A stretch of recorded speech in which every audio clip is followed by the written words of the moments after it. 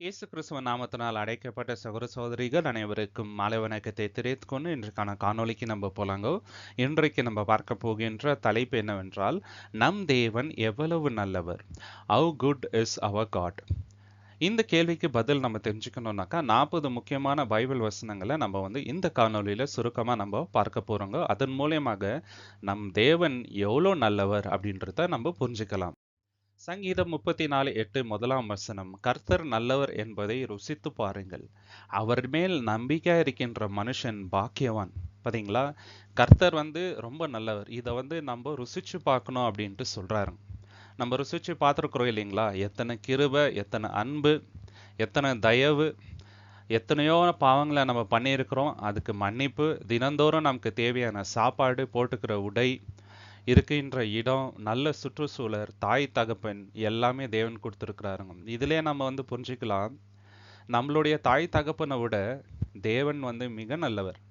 சரிங்களா? நம்மக்கிட்ட இருக்கின்ற எல்லா கேரக்டர்ஸும், நல்ல குணங்களும் தேவன் கிட்ட இருந்து வந்திருக்குது இல்லையா? இதை நம்ம நிராகரிக்கவே முடியாதுங்க. தேவன் இல்லைன்னா நம்ம ஒண்ணுமே இல்லை. தேவன் மிக நல்லவருங்க. தினந்தோறும் நம்ம ருசிச்சு பார்த்துட்டே இருக்கிறோம் நம்மளுடைய வாழ்நாளில். சரிங்களா? அதற்கு நம்ம தினந்தோறும் அவருக்கு நன்றியை செலுத்தணுங்க. அவர் மேல நம்ம எப்போதுமே நம்பிக்கை இருக்கணும். அப்படி இருந்தா நம்ம எப்போதுமே பாக்கியவான். ஒரு எக்ஸாம்பிளுக்கு இஸ்ரேல் ஜனத்தை நம்ம பார்க்கலாம். 40 வருஷம் எவ்வளோ அன்பா அவங்கள வழி நடத்தினார் இல்லைங்களா? வனாந்திரமான இடத்துல கற்பாறையிலேருந்து தண்ணியை வர வைக்கிறாருங்க. இது ப்ராக்டிக்கலாக நடக்க முடியாத ஒரு காரியம். ஆனால் தேவன் எவ்வளோ நல்லவர்ன்றத அவங்க ருசிச்சு அப்போ பார்த்தாங்க. நம்ம இன்னைக்கு ருசிச்சு பார்த்துருக்கோம் இல்லைங்களா? எவ்வளோ கொடூரமான காலங்களில் கூட தேவன் நம்மளை வழி நடத்துகிறாருங்க. எவ்வளோ கஷ்டமான காலங்களில் கூட தேவன் நமக்கு சாப்பாடு கொடுக்குறாருங்க. எவ்வளோ ப்ராப்ளம் இந்த உலகத்தில் நடந்துட்டு இருந்தால் கூட நம்மளை சேஃபாக வைத்திருக்கிறாரு. அதுலேருந்தே புரிஞ்சுக்கலாம் தேவன் எவ்வளோ நல்லவர் அப்படின்னு. யாத்திராகமம் 34ஆம் அதிகாரம் 6வது வசனம், கர்த்தர் அவனுக்கு முன்பாக கடந்து போகின்ற போது அவர் கர்த்தர் கர்த்தர் இரக்கமும் கிருபையும் நீடிய சாந்தமும். ஒவ்வொரு வார்த்தையும் புல்லரிக்கிற மாதிரி இருக்குது பார்த்தீங்களா? மோசைக்கு தேவனுடைய கேரக்டர் எப்படிப்பட்டது அப்படின்றத வெளிப்படுத்துறாருங்க. அவர் கர்த்தர் கர்த்தர் இரக்கம். அவரை போல இரக்கம் காட்டுறதுக்கு யாருமே இந்த உலகத்துல இல்லைங்க. அவரை போல கிருபை காட்டுறதுக்கு யாருமே இல்லைங்க. அதனால தான் அவர் ரொம்ப நல்லவர். நீடிய சாந்தமுள்ள தேவன். நம்ம எவ்வளோ பாவங்கள் செய்தாலுமே நம்ம மேல அவர் ரொம்ப ரொம்ப பொறுமையா இருக்கிறார் இல்லையா? மகா தயை, இந்த வார்த்தை தான் நம்ம நோட் பண்ண வேண்டியது. இங்கிலீஷ்ல நீங்க பாத்தீங்கன்னாக்கா abundant in goodness, நல்லது பண்றதுல அவரை போல யாருமே இல்லைங்க. அவர் ரொம்ப ரொம்ப நல்லவர். சரிங்களா? அபண்டண்டா இருக்குதுங்களா அவர்கிட்ட இருக்கிற அந்த குட்னஸ். அப்புறம் சத்தியம் உள்ள தேவன். அவரை போல இந்த உலகத்துல தேவன் கிடையாதுங்க. இப்படிப்பட்ட ஒரு தேவனை நம்ம வணங்குறோம்னாக்கா நம்ம நிச்சயமாவே பாக்கியவான் இல்லைங்களா? எவ்வளோ பரிசுத்தவான் அவர், எவ்வளோ நல்லவர், எவ்வளோ பெரியவர். நமக்காக எல்லாத்தையும் பண்ணிட்டு இருக்கிறாருங்க. சரிங்களா? அவரு மாதிரி நல்லவங்க யாருமே இந்த உலகத்துல இருக்க முடியாதுங்க. இதுதான் நிதர்சனமான உண்மை. 1 நாளாகமம் 16ஆம் அதிகாரம் 36வது வசனம், கர்த்தரை துதியுங்கள், அவர் நல்லவர், அவர் கிருபை என்றும் உள்ளது. ஏன் தேவன் ரொம்ப ரொம்ப நல்லவர் நம்ம சொல்றோம்னா, இங்க ஒரு வார்த்தை, அருமையான வார்த்தை இருக்குது பாருங்க. அவருடைய கிருபை என்றென்றைக்கும் உள்ளதுங்களாம். For his mercy endureth forever. அவருடைய கிருபை பார்த்தீங்களா அப்படியே இருக்குதுங்க, மாறாத இருக்குது கிருபை. சரிங்களா? அதனால தான் அவர் ரொம்ப ரொம்ப நல்லவருங்க. இன்னைக்கு நம்ம மார்னிங் எந்திரிச்சிருக்கிறோம் அவருடைய கிருபை. நேற்று நைட்டு சாப்பிட்ட அவருடைய கிருபை. இன்னைக்கு நம்ம நல்ல ஒரு சூழ்நிலையில இருக்கிறோம்னாக்கா அதற்கு காரணம் தேவனுடைய கிருபை. நல்ல அப்பா அம்மா நமக்கு இருக்கிறாங்க, அது தேவனுடைய கிருபை. நல்ல ஃப்ரெண்ட்ஸ் இருக்கிறாங்க, தேவனுடைய கிருபை. சத்தியம் நமக்கு கிடைச்சிருக்குது, எல்லாமே தேவனுடைய கிருபைங்க. அந்த கிருபை மாறாம இருக்கிறதுனால தான் தேவன் ரொம்ப ரொம்ப நல்லவர். சங்கீதம் 23ஆம் அதிகாரம் 1-6, இது எல்லோருக்கும் நல்லா தெரிஞ்ச வசனம் தான். இதுல கூட தேவன் எவ்வளவு நல்லவர்ன்றத நம்ம உணரலாம். கர்த்தர் என் மேய்ப்பராய் இருக்கின்றார், நான் தாழ்ச்சி அடையேன். நமக்கு மேய்ப்பர் யாருங்க? கர்த்தர். அவருக்கு தான் தெரியும் நமக்கு எது பெஸ்ட், எது தேவை, எது தேவையில்லைன்ட்டு. நம்ம ரொம்ப சாதாரணமா நம்ம லைஃப்பை நினைக்கிறோம். ஆனா தேவன் நம்மளுக்கு எப்போதுமே நித்தியமான விஷயங்களை தான் தரணும்னு விரும்புறார். நல்லதான விஷயங்களை தரணும்னு தான் விரும்புறாருங்க. ஸோ அவரோட டைமிங்க்கு நம்ம வெயிட் பண்ணணும். என்னைக்குமே நம்மள தேவன் அனாதையா விட்டுறது இல்லைங்க. அந்தந்த சமயத்துல ஏற்ற வேலையில நமக்கு எல்லாத்தையும் தேவன் தராருங்க. அவர் என்னை புல்லுள்ள இடங்களில் மேய்த்து அமர்ந்த தண்ணீர்கள் அண்டையில் என்னை கொண்டு போய் விடுகின்றார். அவர் என் ஆத்துமாவை தேற்றி தம்முடைய நாமத்தின் நிமித்தம் என்னை நீதியின் பாதையில் நடத்துகிறார். பாத்தீங்களா? நம்மளுடைய ஆத்துமாவை தேற்றுறது யாருங்க? தேவன். எத்தனையோ பிரச்சனைகள் வந்திருக்கலாம், ஆன்சைட்டி வந்திருக்கலாம், நமக்கு நாளைய தினத்தை குறித்து கவலை இருந்திருக்கலாம். ஆனால் தேவன் நம்மளை தேற்றி இருக்கிறார். அதனால தான் வந்து நம்ம சொல்கிறோம், தேவன் போல நல்லவங்க யாருமே இல்லைங்க. இப்போ தேவன் இல்லைன்னு வச்சுங்களேன், நம்ம லைஃப்பில் நம்ம என்னைக்கோ வந்து தவறான முடிவுக்குள்ளே போயிருக்கலாம். ஆனால் தேவன் இருக்கிறதுனால தான், அவருடைய வார்த்தைகள் இருக்கிறதுனால தான் இன்றைக்குமே நம்ம வந்து உறுதியாக நிற்கிறோம். இதுக்கு காரணம் தேவனுங்க. நான் மரண இருளின் பள்ளத்தாக்கிலே நடந்தாலும் பொல்லாப்புக்கு பயப்படேன், தேவரீர் என்னோடு கூட இருக்கின்றீர், உமது கோலும் உமது தடியும் என்னை தேற்றும். இதே மாதிரி நம்ம லைஃப்ல கூட சுச்சுவேஷன் வந்திருக்குது இல்லைங்களா? டாக்டர்ஸ் சொல்லியிருப்பாங்க, இனிமேட்டு ஹோப்பே இல்லை, தேவனை வந்து வேண்டிக்கோங்க அப்படின்ட்டு. அந்த சமயத்தில் தேவன் தான் நம்மளை காப்பாற்றி இருப்பார் நிச்சயமாக, இல்லைங்களா? எத்தனையோ பேருக்கு வந்து டாக்டர்ஸ் என்ன சொல்லியிருப்பாங்க, ஆப்ரேஷன் பண்ணால் கூட பிழைக்கிறது கஷ்டம்னு இருப்பாங்க, ஆனால் தேவன் காப்பாற்றி இருப்பாருங்க. கோவிட் டைமில் வந்து தேவன் நம்மளை காப்பாற்றினார் இல்லைங்களா? என் சத்துருக்களுக்கு முன்பாக நீர் எனக்கு ஒரு பந்தியை ஆயத்தம் படுத்தி என் தலையை எண்ணெயால் அபிஷேகம் பண்ணுகிறீர், என் பாத்திரம் நிரம்பி வழிகிறது. இந்த உலகத்தில் எத்தனையோ பேர் நமக்கு விரோதிகள் இருப்பாங்க சத்தியத்து நிமித்தம், இல்லைங்களா? நம்ம கிறிஸ்டியன் என்ற அந்த ஒரு காரணத்துக்காக நம்மளை வெறுக்கலாம் ஜனம். ஆனால் தேவன் என்ன பண்ணுறாரு, அவங்க முன்னாடி நம்மளை வந்து தலை நிமிர்ந்து நடக்கத்தான் வைக்கிறார். நம்மளை வந்து அவங்க அவமானப்படுத்தலாம், ஆனால் தேவன் எப்போதுமே நம்மளை கைவிட்டு போறதில்லைங்க.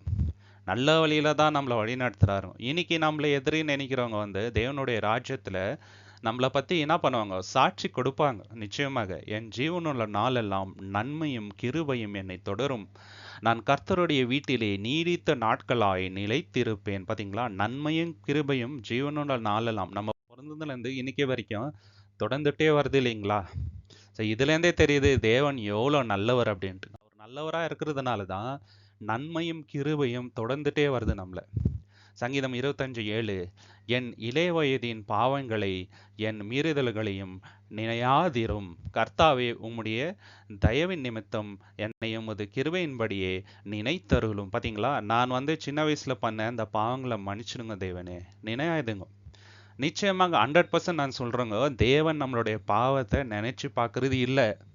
நம்மளுடைய பாவத்தை என்ன பண்றாரு, முதுகு பின்னாடி தூக்கி போட்டுறாருங்க. ஒருவேளை இவன் ஒரு பாவி, இந்த மாதிரி பாவம் பண்ணான் அப்படின்ட்டு அதே யோசனையில இருந்தாருன்னு வச்சுங்க தேவன், நம்மளுக்கு நல்லது நடக்காதுங்க லைஃப்ல.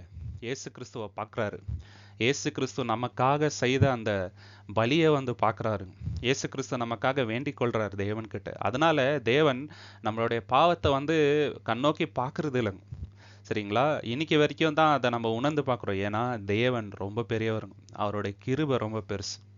அதனால தாங்க, சரிங்களா? யாருமே வந்து இதை இல்லைன்னு சொல்லவே முடியாது. நம்ம எவ்வளோ அருவருப்பான பாவங்கள் செய்திருப்போம் இல்லைங்களா? இன்னைக்கு வரைக்கும் இன்னைக்கும் வந்து பாவம் நம்ம நிச்சயமா செய்திருப்போம். காத்தால இருந்து இப்ப வரைக்கும் ஏதாவது ஒரு பாவம் செஞ்சிருப்போம். ஆனா தேவன் தாராளமா வந்து அதை மன்னித்திருக்கிறாரு.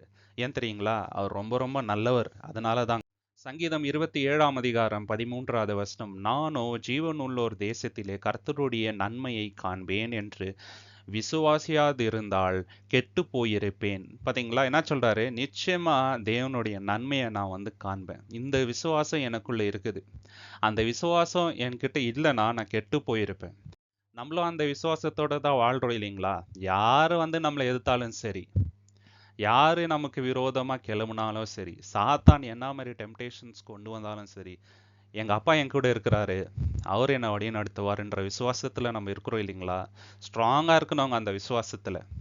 அந்த விசுவாசம் இல்லைன்னு வச்சுங்களேன், நிச்சயமா நம்ம அழிஞ்சு போயிடுவோம், கெட்டு போயிடுவோம். ஓகே, இதுல இருந்தே நமக்கு என்ன தெரியுது, தேவன் ரொம்ப பெரிய நல்லவருங்க, சரிங்களா? அவ்வளோ ஈஸியா நம்மளை வந்து கைவிடுறது இல்லை.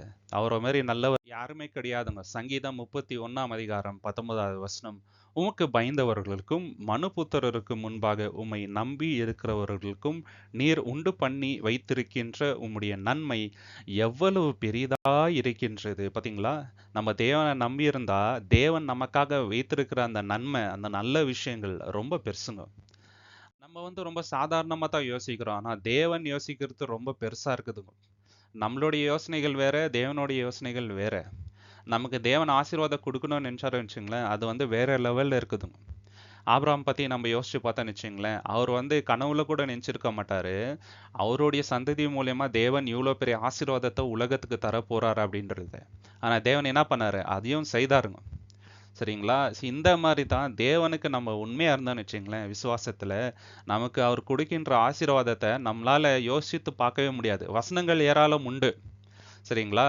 ஆனா லிட்ரலா நம்ம வந்து பிராக்டிகலா அத உணரும்போது தான் அதோட ஆசீர்வாதம் எவ்வளோ பெருசுன்றத நம்ம சொல்ல முடியும். இப்ப ஜஸ்ட் நம்ம வந்து என்ன இமேஜினேஷன் தான் பண்றோம். லிட்ரலா அத நம்ம உணரும் பொழுது நம்மளுடைய இமேஜினேஷன்ஸ்க்கு அப்பாற்பட்டதா அது வந்து இருக்கும் நம்மளுடைய ஆசீர்வாதங்கள். சங்கீதம் 33:5 அவர் நீதியிலும் நியாயத்திலும் பிரியப்படுகின்றார். பூமி கர்த்தருடைய காருண்யத்தினால் நிறைந்திருக்கிறது. பூமி எதனால நிறைந்திருக்குதுங்க? கர்த்தருடைய காருண்யத்தினால். இங்கிலீஷ்ல நம்ம வாசிக்கும்போது the earth is full of the goodness of God. தேவனுடைய நன்மையினால் பூமி வந்து நிறைந்திருக்கிறது அப்படின்னு சொல்றாருங்க. நிச்சயமா அது உண்மைதான் இல்லைங்களா? இது வந்து சபிக்கப்பட்ட ஒரு பூமியா தான் இருக்குது இப்போதைக்கு. ஆனாலும் இதுல வந்து நமக்கு எவ்வளவு ஆசீர்வாதம் இப்போ தேவன் தராரு இல்லைங்களா? ஒரு நிழல் தராரு, மழை தராரு. ரொம்ப நாளா வெயில் அப்படின்ட்டு நம்ம அவஸ்தைப்பட்டுட்டு இருந்தோம். இப்போ 2 நாளா வந்து மழை வந்துட்டு இருக்குதுங்க. இதெல்லாம் தேவன் கொடுக்கின்ற ஆசீர்வாதம் தான். ஏன்னா அவர் நல்லவருங்க. சரிங்களா? நம்மள அப்படியே வந்து சும்மா விட்டுறதில்ல.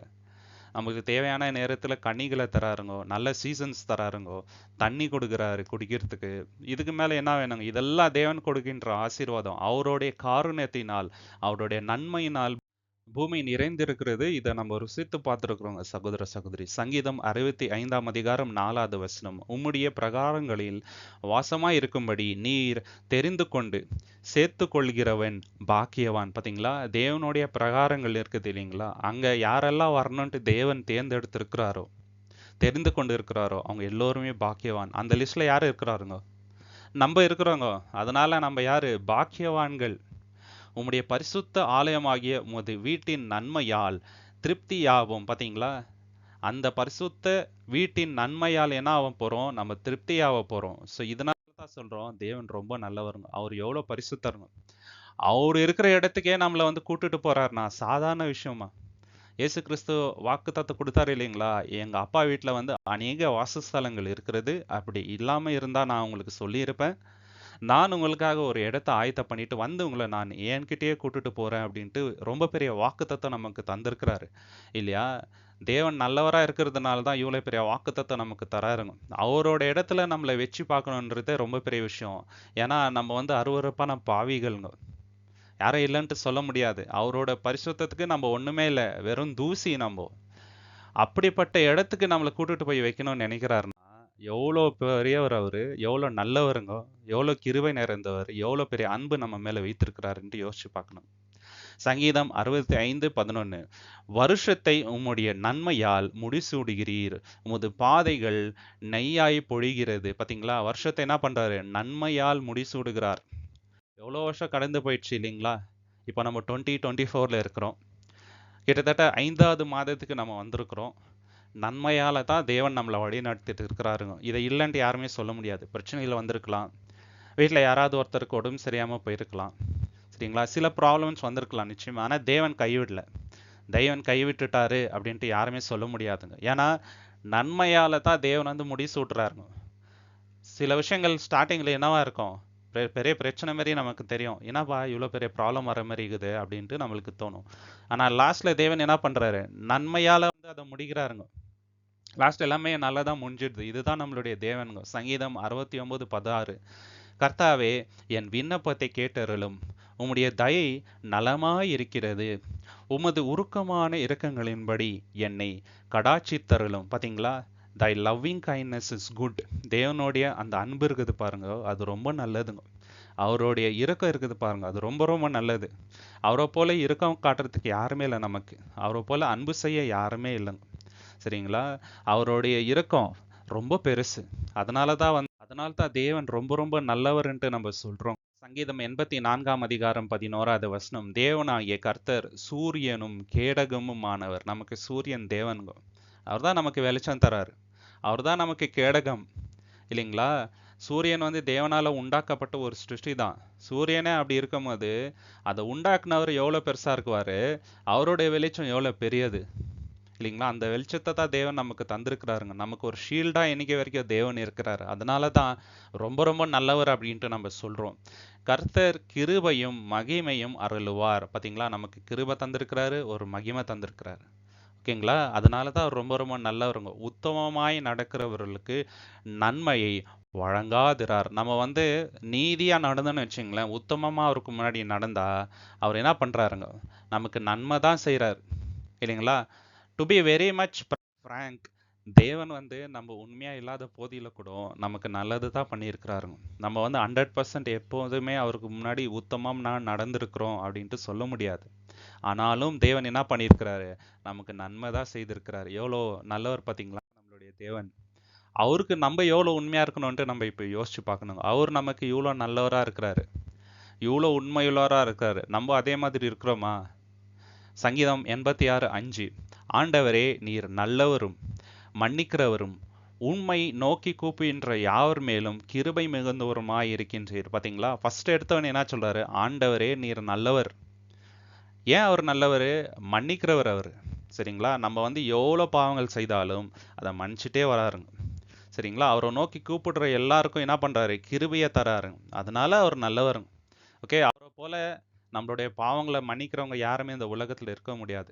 சரிங்களா? தாய் தகப்பன் கூட என்ன பண்ணலாம்? ஒரு லெவலுக்கு மேல வெறுத்துடலாம் நம்மள. என்னப்பா இவன் வந்து மாறவே மாட்டேன்றானே அப்படின்ட்டு. ஆனா தேவன் நம்மள ஒரு காலம் வெறுக்கிறது இல்ல. சரிங்களா? அவரோட கிருபையை தான் நமக்கு காட்டுறாருங்க. நமக்காக இயேசு கிறிஸ்துவ கொடுத்தாருங்க. பாத்தீங்களா? எவ்வளோ நல்லவர் அவரு. சங்கீதம் 100ஆம் அதிகாரம் 5வது வசனம். கர்த்தர் நல்லவர். பாத்தீங்களா? அகைன் என்ன சொல்றாங்க? கர்த்தர் நல்லவர். அவருடைய கிருபை என்றென்றைக்கும், அவருடைய உண்மை தலைமுறை தலைமுறைக்கும் உள்ளது. ஏன் அவர் நல்லவர்னாக்கா, அவருடைய கிருபை வந்து இட்டர்னலா இருக்குதுங்க. அதுக்கு தொடக்கமும் இல்ல, முடிவும் இல்ல. எவர் லாஸ்டிங்கா இருக்குது. 2வது வந்து அவருடைய உண்மை சத்தியம் இருக்குது பாருங்க. அது தலைமுறை தலைமுறையா அப்படியே இருக்கும். அது வந்து மாறவே மாறாது. அதனால தான் தேவன் நல்லவர். ஓகேங்களா? அவர் வந்து ஒரு காலமும் பொய் உரையாத தேவன், சத்தியமுள்ள தேவன். அவர் நீதி கேடு இல்லாத தேவன்கோ. அவரோட வழிகள் எல்லாமே நியாயம். அவர் எது செய்தா எது பண்ணாலுமே அது நியாயமா தான் இருக்குங்க. சங்கீதம் 107ஆம் அதிகாரம் 8, 9 வசனங்கள்.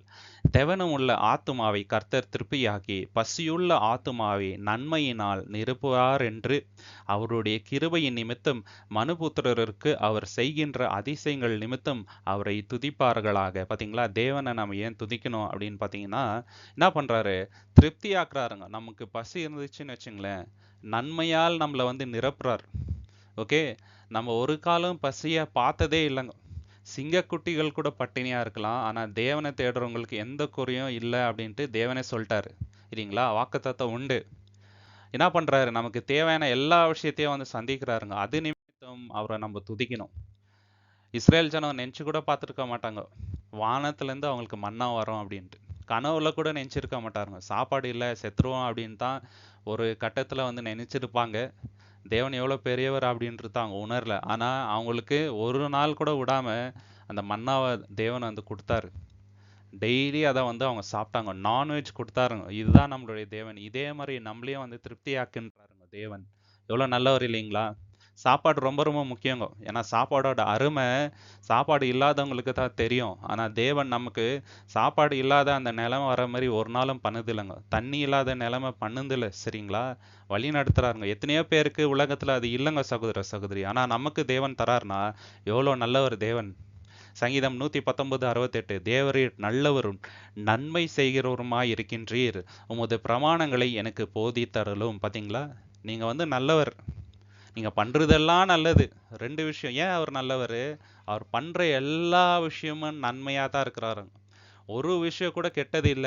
ஆனா நம்ம லைஃபை யோசிச்சு பார்க்கணும். நம்ம பண்றது எல்லாமே வந்து 100% நல்லதா இருக்குதா? இல்ல வந்து நம்ம ரொம்ப ரொம்ப செல்ஃபிஷா இருக்கிறோமா? யோசிச்சு பார்க்கணும். ஓகே, தேவன் மாதிரி நாம எல்லாமே நல்லதுக்காக தாவே பண்ணணுங்க. சரிங்களா? சங்கீதம் 145ஆம் அதிகாரம் 9வது வசனம். கர்த்தர் எல்லோர் மேலும் தயை உள்ளவர். இங்கிலீஷ்ல நம்ம பார்க்கும்போது the lord is good to all. எல்லோருக்கும் அவர் என்னவா இருக்கிறாரு? நல்லவரா இருக்கிறாரு. நம்ம அப்படி இருக்கிறோமா? நம்மளால எல்லாருக்கும் நல்லவங்களா இருக்க முடியாதுங்க சில சமயத்துல. இதுதான் உண்மை. ஆனா தேவன் எப்படி? எல்லோருக்கும் அவர் நல்லவர். அவர் இரக்கங்கள் அவருடைய எல்லா கிரியைகள் மேலும் உள்ளது. பாத்தீங்களா? எல்லோருக்கும் என்ன காட்டுறாரு? இரக்கம் காட்டுறாரு.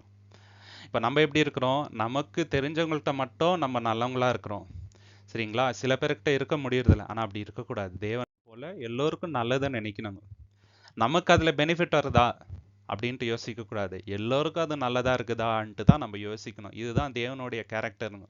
ஏசாயா 26:3 உம்மை உறுதியாய் பற்றிக் கொண்ட மனதுடையவன் உம்மையே நம்பியிருக்கிறபடியினால் நீர் அவனை பூரண சமாதானத்துடன் காத்துக்கொள்வீர். பாத்தீங்களா? ஏன் தேவன் ரொம்ப ரொம்ப நல்லவர்னா, நம்ம அவரை உறுதியா பற்றிக் கொண்டு இருந்தோம்னு வச்சுங்களேன், பூரண சமாதானத்தை நமக்கு தராருங்க. ஏன்னா தேவனை நம்பினா போதும்.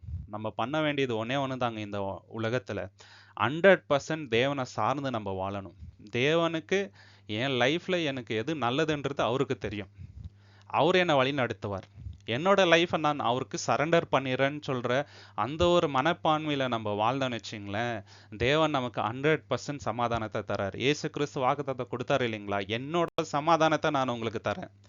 உலகம் கொடுக்கின்ற விதத்துல நான் தரத்துல ஏன் சமாதானத்தை உங்களுக்கு நான் தரேன்றாருங்க. அந்த சமாதானம் வேணும்னா நம்ம 100% வந்து தேவன் மேல ட்ரஸ்டா இருந்து அவரை நம்பிட்டு நம்ம வந்து வாழ. எரேமியா 31:14 ஆசாரியர்களின் ஆத்துமாவை கொழுமையானவைகளினால் பூரிப்பாக்குவேன், என் ஜனங்கள் நான் அளிக்கும் நன்மையினால் திருப்தி ஆவார்கள் என்று கர்த்தர் சொல்கின்றார். பாத்தீங்களா?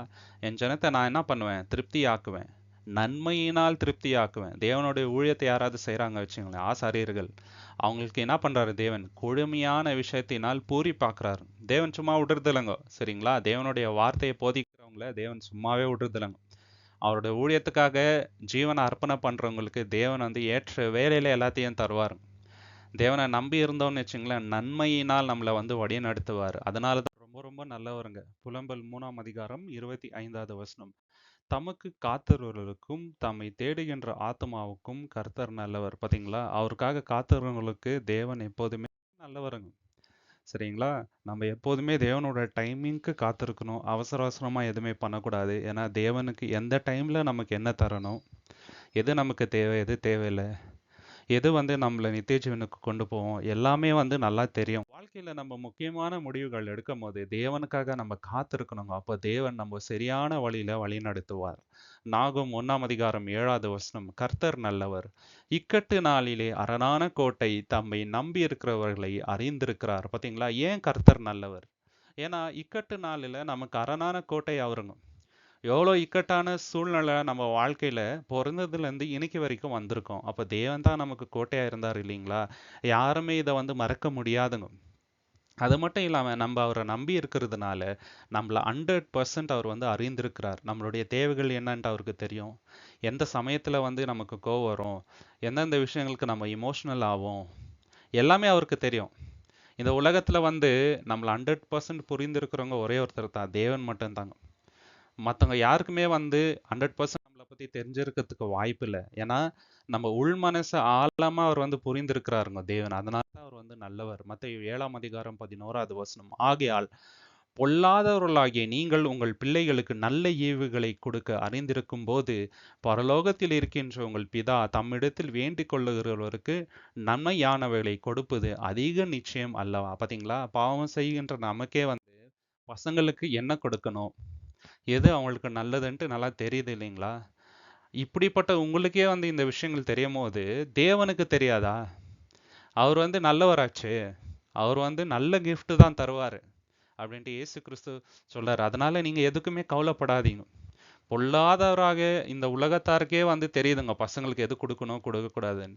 அப்படின்னா தேவனுக்கு தெரியாதா அப்படின்றாருங்க. தேவனுக்கு மட்டும்தாங்க தெரியும் 100%. ஏன்னா பேரண்ட்ஸா இருக்கிற நம்ம கூட சில டைம் வந்து தவறான விஷயத்துக்கு பசங்களை வந்து அலோவ் பண்ணிடலாம் நமக்கே அறியாம. சரிங்களா? ஆனா தேவன் ஒரு காலம் அப்படி வந்து ஒரு காலமும் தவறான விஷயங்களை வந்து பசங்களுக்கு கொடுக்க மாட்டாருங்க தேவன். மார்க் 10:18 அதற்கு இயேசு, நீ என்னை நல்லவன் என்று சொல்வானேன், தேவர் ஒருவர் தவிர நல்லவன் ஒருவனும் இல்லையே. இயேசு கிறிஸ்துவா பார்த்து ஒருத்தர் நல்ல போதகரே அப்படின்ட்டு சொல்லிட்டாரு. அதுக்கு இயேசு அவரை வந்து அப்ரிஷியேட் தான் பண்ணியிருக்கணும். நீ சரியா தான் சொல்லியிருக்கிற அப்படின்ட்டு சொல்லியிருக்கணும். ஏன்னா இயேசு ரொம்ப நல்லவருங்க. ஏன்னா ஹியூமன் ஹிஸ்டரியில இயேசு கிறிஸ்துவ போல நல்ல மனிதன் யாருமே கிடையாது ஹியூமன் ஹிஸ்டரியில வாழ்ந்த மனிதர்கள்ல. சரிங்களா? அவர் வந்து கரெக்டா தான் சொல்றாரு. ஆனா இயேசு கிறிஸ்து என்ன சொல்றாரு? எங்க அப்பாவை தர யாருமே நல்லவங்க கிடையாது அப்படின்றாருங்க. சோ தேவனை வந்து உயர்த்துறாருங்க. இது அவருடைய தாழ்மையை காட்டுது. சரிங்களா? ஏன்னா 100% உண்மையான வார்த்தைங்க. இதை உணர்ந்ததுனால தான் இயேசு கிறிஸ்து சொல்றாரு. இப்ப இயேசு கிறிஸ்துவோட கேரக்டரை பார்க்கும்போது எல்லோருக்கும் அவர் மேல ஒரு லவ் வருது இல்லைங்களா? ஈவன் இந்துஸ்க்கு அவர் மேல லவ் வருதுங்க. முஸ்லிம்ஸ் கூட இயேசு கிறிஸ்து ரொம்ப நல்லவருன்னுவாங்க சில பேர். ஏத்திஸ்ட் கூட ஒத்துக்கிறாருங்க. சரிங்களா? அவரோட கேரக்டர் ரொம்ப நல்ல கேரக்டர், ரொம்ப நல்ல அவரு அப்படின்ட்டு. அந்த கேரக்டர் யார்கிட்ட வந்துச்சுன்ட்டு நம்ம யோசிச்சு பார்க்கணுங்க. தேவன்கிட்ட இருந்து வந்த கேரக்டர். சரிங்களா? தேவனை யாருமே வந்து நேர்ல பார்க்க முடியாததுனால தான் இயேசு கிறிஸ்து அனுப்பினார். தேவனுடைய சொரூபம் அவரு, தேவனுடைய 100% கேரக்டர் வந்து இயேசு கிறிஸ்து கிட்ட இருந்தது. யோவான் 3:16 உலகத்துல இருக்கிற எல்லா கிறிஸ்தவர்களுக்கும் ஃபேவரட்டான வசனம் இதுவும். தேவன் தம்முடைய ஒரே பேரான குமாரனை விசுவாசிக்கிறவன் எவனோ அவன் கெட்டுப் போகாமல் நித்திய ஜீவனை அடையும்படி அவரை தந்தருளி இவ்வளவாய் உலகத்தில் அன்பு கூர்ந்தார். தேவனுடைய அன்பை நம்ம பார்க்குறோம். இதுலயே நம்ம புரிஞ்சுக்கலாம் தேவன் எவ்வளோ பெரியவர். ஏன்னா நித்திய ஜீவனை அடையணும்ன்றது தேவனுடைய சித்தம். யாரெல்லாம் இயேசு கிறிஸ்துவை விசுவாசிக்கிறோமோ அவங்க எல்லோருக்குமே நித்திய ஜீவன். மனுஷர் யாருமே கெட்டு போக கூடாதுன்றது தான் தேவனுடைய சித்தம். பாத்தீங்களா எவ்வளோ பெரியவருங்க தேவன். ஏன்னா மனுஷன் தான் தேவனுக்கு விரோதமா பாவம் செஞ்சு தேவனை விட்டு தூரம் போனது. ஆனா தேவன் என்ன பண்றாரு? இயேசு கிறிஸ்துவ அனுப்புறாரு மனுஷன் கிட்ட. அனுப்பி எல்லோருக்கும் ஒரு ரட்சிப்பை தந்தாருங்க. எவ்வளோ நல்லவர் தேவன். அப்போஸ்தலர் 10:38 நசரேயனாகிய இயேசுவை தேவன் பரிசுத்த ஆவியினாலும் வல்லமையினாலும் அபிஷேகம் பண்ணினார்.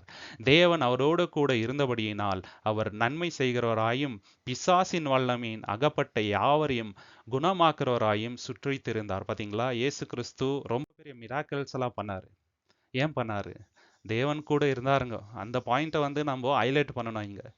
தேவன் கூட இருந்ததுனால நல்லது பண்றவராவே அவர் வந்து சுற்றிட்டு இருந்தாருங்க. தேவனுடைய கிரியைகள் எல்லாத்தையும் வந்து பரலோகத்துல அவர் பார்க்கறாருங்க. அதை தான் வந்து செய்யறாருங்க. அவர் நிறைய இடத்துல சொல்றாரு, நான் சுயமா எதுவுமே பண்றது இல்ல. தேவன் எனக்கு என்ன கற்றுக் கொடுத்தாரோ அதை தான் நான் பண்றேன். தேவன் வந்து எனக்கு என்ன வார்த்தைகள் கொடுத்தாரோ அதை தான் நான் பேசுறேன்றாருங்க. இயேசு கிறிஸ்துவ நம்ம வந்து நல்லவர்ன்ட்டு சொல்றோம்.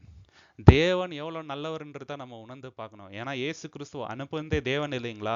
அந்த தேவனுடைய அன்பை வந்து நம்ம பார்க்கணுங்க. அப்போஸ்தலர் 14:14-17 நம்ம வாசிக்கலாம்.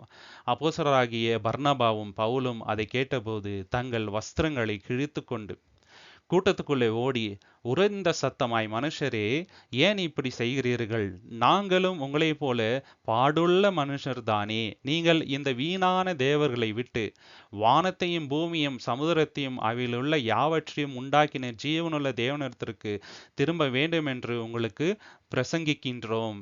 சென்ற காலங்களிலே அவர் சகல ஜனங்களையும் தங்கள் தங்கள் வழிகளிலே நடக்கவிட்டதும் அவர் நன்மை செய்து வந்து, பாத்தீங்களா என்ன பண்ணாரு தேவன்? உங்களை வந்து உங்களோட வழியிலே வந்து விட்டுட்டாரு. ஆனாலும் என்ன பண்ணாரு? நன்மை செய்தார். இதுதான் நம்மளுடைய தேவன். ஸோ பவுலும் என்ன பண்றாரு? அந்த ஊர்ல பிரசங்கம் பண்ணும்போது கடவுள்னு நினைச்சு அவரை வந்து கும்பிட ஆரம்பிச்சிடறாங்க. அப்ப சொல்றாரு, நாங்களும் உங்களை போல மனுஷர் தான். எங்களை ஏன் வந்து கும்பிடுறீங்க? தேவனை தான் நீங்க வந்து கும்பிடணும். அவர் தான் வானத்தையும் பூமியை உண்டாக்குனாரு. உங்களுக்கு அவரை தெரியலனா கூட இன்னைக்கு வரைக்கும் உங்களுக்கு அவர் நன்மை தான் செஞ்சுட்டு இருக்கிறாரு அப்படின்றாருங்க. அதனாலதான் அவர் நல்லவர். இன்னைக்கு எத்தனையோ பேர் இருக்கிறாங்க இந்த உலகத்துல. சரிங்களா? மழை வருது இல்லைங்களா? அவர் வெறும் நல்லவங்க மேல தான் மழையை வர்ஷிக்க பண்றாரா? இல்ல. தேவனை தெரியாதவங்க மேல கூட வர்ஷிக்க பண்றாரு. சாப்பாடு வந்து வெறும் தேவனை வர்ஷிப் பண்றவங்களுக்கு மட்டும் தான் தராரா? இல்ல, எல்லாருக்கும் தராருங்க. இதுதான் நம்மளுடைய தேவன். இதுதான் அவருடைய நற்குணம்.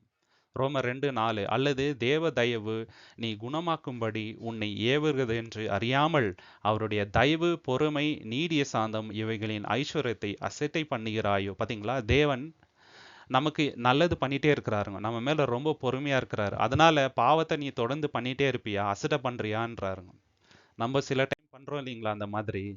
தேவனுடைய தயவை வந்து நம்ம அட்வான்டேஜா எடுத்துக்கிட்டு என்ன பண்ணக்கூடாது? பாவத்தை தொடர்ந்து செய்யக்கூடாதுங்க. இந்த உலகத்துல நீங்க பாத்தீங்கன்னாக்கா, நீங்க ரொம்ப நல்லவங்களா இருந்தா ஜனங்க என்ன பண்ண ஆரம்பிச்சிருவாங்க? அசட்டை பண்ண ஆரம்பிப்பாங்க. அட்வான்டேஜ் எடுக்க ஆரம்பிப்பாங்க. அதே மாதிரி தேவனுடைய பொறுமையும் தேவனுடைய நல்குணத்தையும் நம்ம வந்து அசட்டை பண்ணக்கூடாது, அட்வான்டேஜ் எடுத்துக்க கூடாது. ரோமர் 5:8 நாம் பாவிகாய் இருக்கையில் கிறிஸ்து நமக்காக மரித்ததினாலே தேவன் நம்மேல் வைத்த தமது அன்பை விளங்க பண்ணினார். தேவன் எவ்வளவு பெரியவர், அவர் எவ்வளவு நல்லவர், அவருடைய அன்பு எவ்வளவு பெரிது என்பதை சிலுவையில பார்க்கலாம். நம்ம பாவிகளா இருக்கும் போதே நமக்காக இயேசு கிறிஸ்துவ கொடுத்தாருங்க. இதுதான் தேவனுடைய அன்பு. அதனாலதான் ரொம்ப ரொம்ப நல்லவருங்க. பிராக்டிக்கலா நம்ம திங்க் பண்ணி பார்க்கும்போது எந்த ஒரு அப்பா அம்மாவும் அவங்களோட பிள்ளைகளை இன்னொருத்தருக்காக பலியா கொடுக்க மாட்டாருங்க. அதுவும் கெட்டவங்களுக்காக கொடுக்க மாட்டாங்க. ஆனா தேவன் அதை பண்ணாருங்க. அதிலே தெரியுது அவர் எவ்வளவு நல்லவருன்ட்டு இல்லைங்களா? ரோமர் 8:28 அன்றியும் அவருடைய தீர்மானத்தின்படி அழைக்கப்பட்டவர்களாய் தேவனிடத்தில் அன்பு கூறுகிறவர்களுக்கு சகலமும் நன்மைக்கு ஏதுவாக நடக்குது என்று அறிந்திருக்கின்றோம். பாத்தீங்களா? சில பிரச்சனைகள் வரலாம், போராட்டங்கள் வரலாம். ஆனா என்ன சொல்றாரு? எல்லாமே எல்லாத்துக்காக நடந்துட்டு இருக்குது, நல்லதுக்காக நடக்குதுங்க. நம்ம படுகின்ற பாடுகள் நம்ம அடைய போகின்ற மகிமைக்கு 1% கூட ஒப்பில்லைங்க. ஸோ அதனால பாடுகள் வரும்போது தேவன்கிட்ட பாரத்தை ஒப்பு கொடுத்து நம்ம அதை ஏற்றுக்கொள்ள மனதுருளர்களா இருக்கணுங்க. தேவன்கிட்ட ப்ரேயர் பண்ணிட்டு, தேவனே நீங்க தான் அனுமதிச்சிருக்கிறீங்க, கடைசியில எல்லாத்தையும் நீங்க நன்மையா மாற்ற போகிறீங்க தேவனே, நீங்க வாக்குத்தத்தம் கொடுத்திருக்கிறீங்களே அப்பா அப்படின்ட்டு நம்ம ஜெபிக்கணுங்க. தேவன் ரொம்ப ரொம்ப நல்லவர். ஏன்னா அதனால தான் இந்த வாக்குத்தத்தத்தை நமக்கு தந்திருக்கிறாருங்க அவர். அடுத்த விஷயம் 1 கொரிந்தியர் 10:13 இன்னொரு வாக்குத்தத்தத்தை நமக்கு தரார், ரொம்ப முக்கியம். அது என்னன்னாக்கா, தினந்தோறும் நமக்கு சோதனை வரும் இல்லைங்களா? அப்போ தேவன் என்ன பண்றாரு? நீயே எல்லாத்தையும் பார்த்துக்கோ அப்படின்ட்டு விடுறதில்ல. நமக்கு அந்த சோதனையிலேருந்து தப்பிக்கொள்றதுக்கு ஒரு வழியை காட்டுறாருங்க. நம்ம அதை சூஸ் பண்ணணும். மனுஷருக்கு நேருகின்ற சோதனை அல்லாமல் வேறு சோதனை உங்களுக்கு நேரிடவில்லை. தேவன் உண்மையுள்ளவராய் இருக்கின்றார். உங்கள் திராணிக்கு மேலாக நீங்கள் சோதிக்கப்படுவதற்கு அவர் இடம் கொடாமல் சோதனையை தாங்கத்தக்கதாக சோதனையோடு கூட அதற்கு தப்பிக்கொள்ளும்படியான போக்கை உண்டாக்குவார். பார்த்தீங்களா? அந்த போக்கை நிச்சயமா தேவன் காட்டுறாரு நமக்கு. யோசேப்புக்கு காட்டுறாரு, அவர் சூஸ் பண்ணாரு. நமக்கும் காட்டுறாருங்க. ஒரு தவறான விஷயம் நடக்கும்போது தேவன் வழி காட்டுவார், நீ அங்க போவாத அப்படின்ட்டு. நம்ம இதயத்தின் கடினத்தின் நிமித்தமாக அங்க போய் பாவத்தை செய்யக்கூடாதுங்க. நம்ம வேற வழியா தான் போகணும். சரிங்களா? அதனாலதான் அவர் ரொம்ப நல்லவருங்க. எபேசியர் 3:20 நாம் வேண்டிக் கொள்வதற்கும் நினைப்பதற்கும் மிகவும் அதிகமாய் நமக்குள்ளே கிரியை செய்கின்ற வல்லமையின்படியே நமக்கு செய்ய வல்லவராகிய அவருக்கு, பாத்தீங்களா, நம்ம வேண்டிக் கொள்றோம். ஆனா தேவன் என்ன பண்றாரு? நம்ம இவ்வளோ பெர்சன்டேஜ் வேணும்னா நமக்கு டபுளா ஆசீர்வாதத்தை தராருங்க. அதுக்கும் மேலாக காரியத்தை அவர் பண்றாரு. இதுதான் நம்மளுடைய தேவன். அதனால தான் ரொம்ப ரொம்ப ரொம்ப நல்லவருங்க. பிலிப்பியர் 1ஆம் அதிகாரம் 5-6 வசனங்கள். உங்களில் நற்கிரியை தொடங்கினவர் அதை இயேசு கிறிஸ்துவின் நாள் பரியந்தமும் முடிய நடத்துவார் என்று நம்பி நான் உங்களை நினைக்கும் போதெல்லாம் என் தேவனை ஸ்தோத்தரிக்கின்றேன். பாத்தீங்களா? உங்களுக்குள்ள தேவன் என்ன பண்ணிக்கிறார்? ஒரு நற்கிரி ஆரம்பித்திருக்கிறாருங்க. கடைசி வரைக்கும் தேவன் நம்மளை வழி நடத்துவார். இயேசு கிறிஸ்து 2ஆம் வருகை வரைக்கும் தேவன் நம்ம கூடவே இருப்பாருங்க. நமக்கு தேவையான ஞானத்தை கொடுப்பாரு. டெம்டேஷன் வரும்போது அதுலேருந்து தப்பிக்கொள்கின்ற வழியை கொடுப்பாருங்க. நமக்கு தேவையான பரிசுத்த ஆவியை தருவாருங்க. நம்ம பயப்பட தேவையில்லை. ஏன்னா ரொம்ப ரொம்ப நல்லவருங்க. பிலிப்பியர் 4:19 என் தேவன் தம்முடைய ஐஸ்வர்யத்தின்படி உங்கள் குறையெல்லாம் கிறிஸ்து இயேசுக்குள் மகிமையிலே நிறைவாக்குவார். பாத்தீங்களா? நம்முடைய குறையெல்லாம் என்ன பண்றாரு? கிறிஸ்து இயேசுக்குள்ள தேவன் மகிமையில நிறைவாக்கி இருக்கிறாருங்க. இன்னைக்கு வரைக்கும் தேவன் நம்மளை கைவிடலங்க. சரிங்களா? எத்தனையோ குறைகள் நமக்கு இருந்தா கூட தேவன் என்ன பண்றாரு? இயேசு கிறிஸ்துவின் மூலியமா அந்த குறையெல்லாம் நிறைவேற்றுறாருங்க. தினந்தோறும் நம்ம ஜெபிக்கணும், தேவனே என்னோட வாழ்க்கையில இருக்கிற குறைகள் நீர் அறிவீர், அதை நீங்க நிறைவாக்குவீங்கப்பா, அது எனக்கு நல்லாவே தெரியும். ஏன்னா நீங்க வாக்கு கொடுத்துருக்கிறீங்க, வாக்கு மாறாத தேவன் தகப்பனே அப்படின்ட்டு நம்ம ஜெபிக்கணுங்க. ஏன்னா அவர் மிக மிக நல்லவருங்க. 1 தீமோத்தேயு 4:4 தேவன் படைத்தது எல்லாம் நல்லதா இருக்கிறது. பாத்தீங்களா? அவர் படைத்தது எல்லாமே நல்லதுங்க. இது கெட்டதுன்ட்டு நம்ம சொல்லவே முடியாது. பெர்ஃபெக்ட். ஏன்னா அவர் கிரியேட் பண்ணது எல்லாமே. அதனால தான் அவர் நல்லது. எல்லாமே நம்ம நல்லா உயிர் வாழணும், நமக்கு சப்போர்ட் பண்ற விதத்துல தான் இந்த யூனிவர்ஸையே தேவன் படைத்திருக்கிறாருங்க. அதுக்கு நம்ம எவ்வளோ தேங்க் பண்ணாலும் போதவே போதாதுங்க. 1000 வருஷம் கொடுத்தாலும் போதாதுங்க தேங்க் பண்றதுக்கு தேவனுக்கு.